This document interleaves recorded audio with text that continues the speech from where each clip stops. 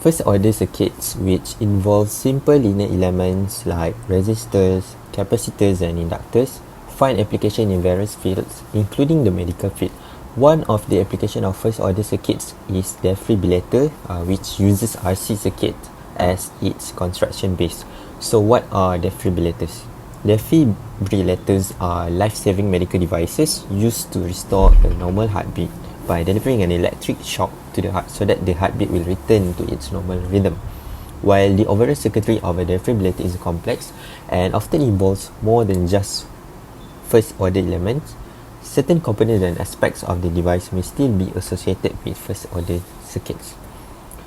So defibrillators are implanted in the upper chest beneath the collarbone. Here I can show you. Then one or more leads, which is thin insulated wires, are threaded through the veins into the heart. Okay, so here is the schematic of a simple defibrillator. You can see here, this is the resistor, this is the capacitance, this is the battery shown here in epsilon, then this is switch A and switch B. Okay, so at first the switch A will be closed but the switch B will be open. This happens at t equals to 0. So what happened here is the charging of the capacitance. It can be shown here in this graph. Q, which is the charge on the either plate of the capacitor, against time t. The charge of the capacitor will be charged until its maximum charge, which is Q equals to C epsilon. Epsilon is the charge of this battery. It can be shown here in this graph, which is Q equals to capital Q in bracket 1 minus e to the power of negative t over RC. RC is the time constant.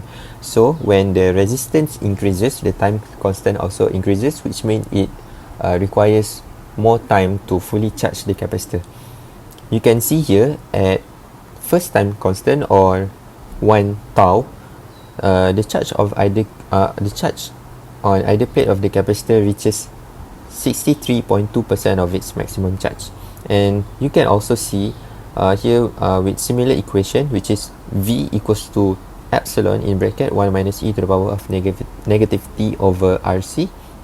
This is a charge, a voltage of the capacitor against time graph.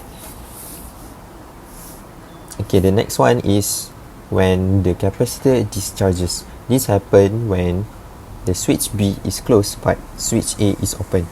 So at t equals to 0, the charge on the plates of the capacitor will begin to discharge. It can be shown here in this graph, which is small q against t.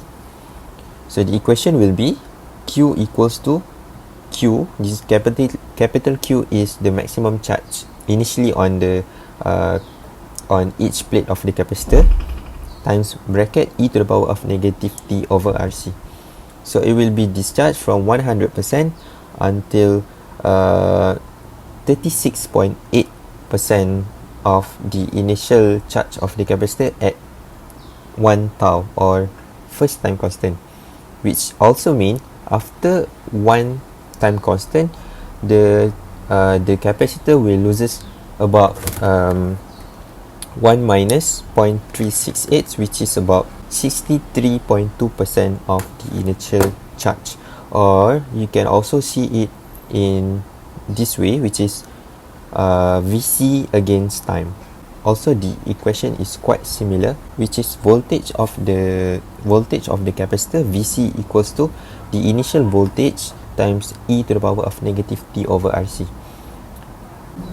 So a defibrillator will release a large amount of energy, about 360 joules in the initial shock.